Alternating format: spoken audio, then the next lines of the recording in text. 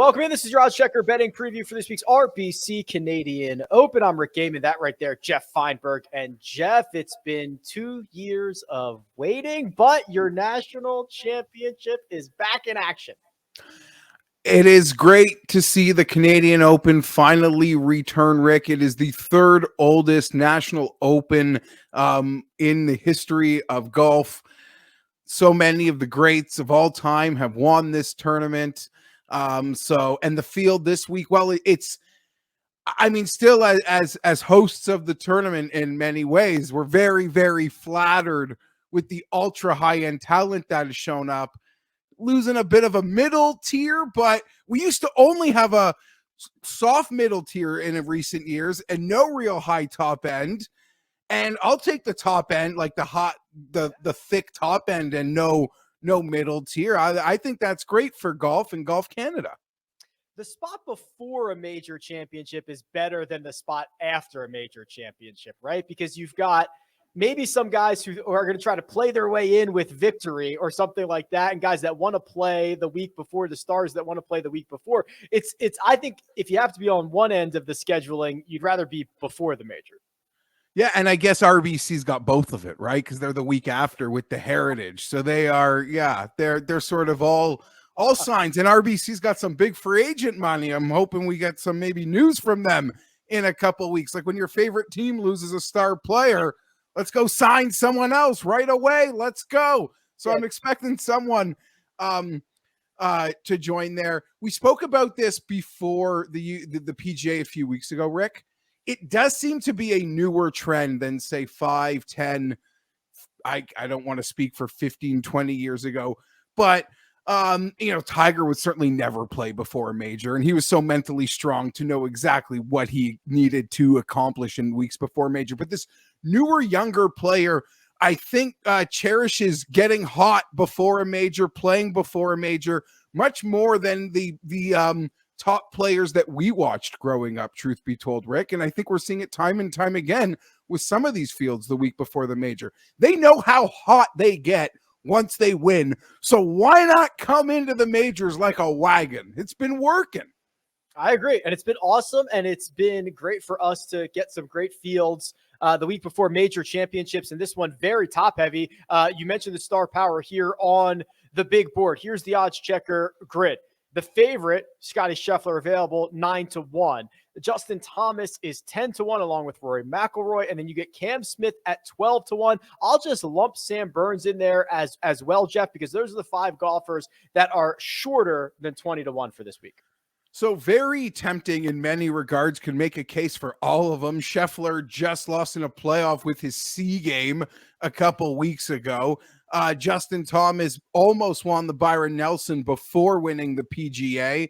He likes playing before the major. Rory, it all sets up perfectly for Canada for him, and how well he's playing. Cameron Smith, how this course is, I think, suits him and his prototype maybe better than even some of the other players potentially in this field, Rick. And Sam Burns, I don't care if it's a super strong field, a weak field. He just exudes like a natural born winner. He doesn't care what sort of field he's in. If you're telling me you're backing him, I'd have nothing bad to say about it. But we're in this trend, like we're 6, 7, 8 events deep the week before the major of this part of the board really not paying off. So Rory would be my lean here. You can make a case for all of them. Rory would be my lean at this moment to pick someone under 20-1. I don't anticipate betting any of them. Yeah, I'm kind of in a similar situation. So let's go to the 20s here. Matt Fitzpatrick, Shane Lowry at 20-1, Corey Connors at 22. That's it. So let me open it up a little bit to the 30s as well. That'll get you Terrell Hatton at 30. At 33. It'll get you Tony Finau at 30, and it'll get you Harold Varner III at 35. After those guys, we get a drop off, Geoff. So is there a bet to be made here in the second tier? So to no surprise, my eyes sort of go right into this second tier, Rick. I think Finau off a second and a fourth in his last 2 events. I think someone is going to be able to shot make incredibly effective around this place and have no problem scoring. I think while the driver started to return for Tony, I have no issues with him clubbing down and just sort of becoming a an approach master this week. So I'm tempted by Finau. And there are a lot of elements of Royal St. George's that scream Ty Hatton to me, 33-1. I could make a real strong case for Matthew Fitzpatrick. I absolutely could. But Hatton at 33 versus Fitzpatrick at 20 kind of made a decision for me in many respects. I'm going to take this. At least that's where my head is at. And I'll tell you about a couple bets. I guess I already got closing line value. I promise you, you don't need I shouldn't encourage people not to make my bets, but it's just outright golf betting. I bet Harold Varner this morning, 42-1. Rick, over at FanDuel. I checked the grid right away. There was some crazy discrepancy. I didn't even know 42 was good, but it was better than the 22s I was seeing. And I was someone that's been on Varner lately, and I'm willing to take a chance at how I see this week plays out. Total shot making. And I don't think we'll have the trouble that, say, showed up at Colonial. And I took a shot at Patrick Reed north of 50, but I still don't mind the 50 one bit. He was 55-1 to win Memorial last week. This is the type of course that can play narrow and really work for Reed at this moment in time, who switched out the PXG and could even club down a bit here. So those are the bets that I have made, but I have also mentioned Finau Hatton got my attention. Yeah, you've narrowed the list down. So Matt Fitzpatrick, to me, I actually respect him so much. I don't want to bet him at 20 because I feel like he can win in a lot of better places at longer numbers. And I've been warming on Finau. The Reed one I already bet. And there's a lot of guys that you've got big discrepancies on. HV3 as short as 22, as long as 35. Adam Hadwin as short as 33, as long as 50. Patrick Reed as short as 34, as long as 50. Use the grid. Patrick Reed's going to get an opportunity to showcase his short game on these microscopic greens, 4,000 square feet on average. After that, Jeff, big drop off.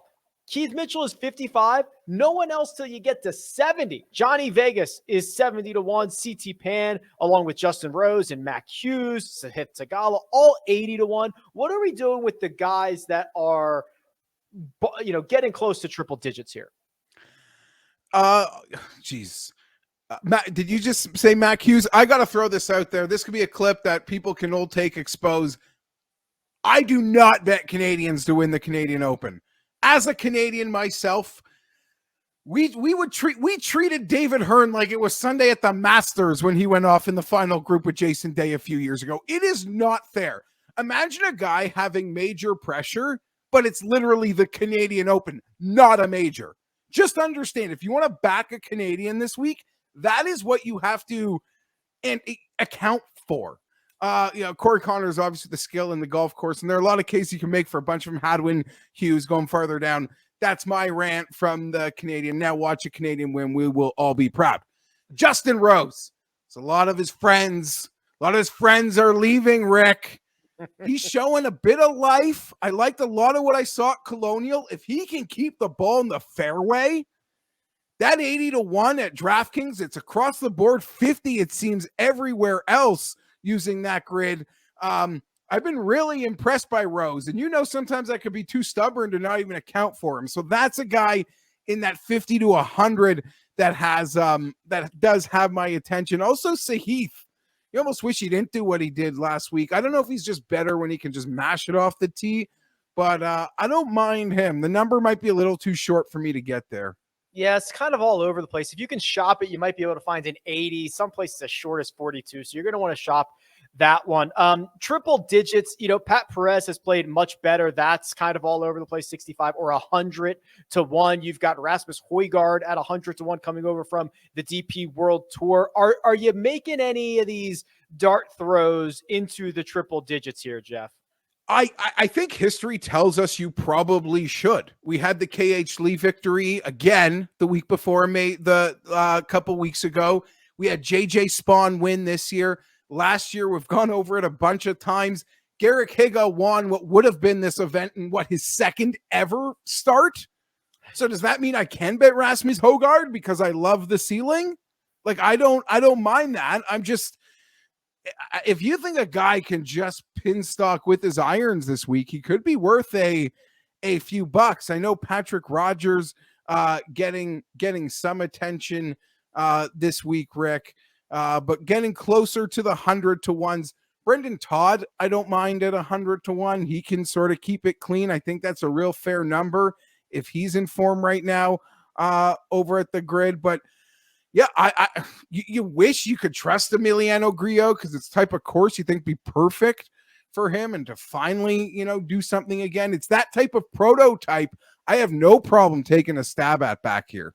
Yeah, I'll sprinkle a little bit, and I'll get as far as Adam Schenk at 250, who played well on the weekend last week. And then Geoff, as we record this, it is Monday. It's the longest day in golf. Do you care at all about some of the guys that might have gotten themselves a U.S. Open berth? You've got to play pretty well for 36 holes leading into an event. We saw Scott Stallings do it a couple of weeks ago when he finished inside the top 5. He had played that Monday qualifier, that 36 holes, got himself advanced. Like, do you care at all about that? I guess that's something I will reevaluate. I think coming in with momentum doesn't hurt. We've kind of seen these new younger players, certainly ride it. That wouldn't bother me. Maybe a bit of a hectic travel schedule, but I don't think Royal St. George's here would be a complicated learn, like on the grounds. We saw Justin Thomas over at Brookline today. He was tweeting about that. Rick, I don't think that, he'll probably be on the jet, and he's probably in Toronto right now where it's raining. I'm telling you, the rough's going to be thick. Maybe they'll try to, they'll try to make it penal because it's not very long. Yeah. The good news is, most of these guys haven't seen the golf course. So even if you are a day late, you're only a day behind everybody else in getting your reconnaissance in. Okay. Geoff, I love it. You can find Geoff on Twitter. He's available at gfienberg17, and you can find me at Rick Run Good. This has been your Odds Checker betting preview. Good luck.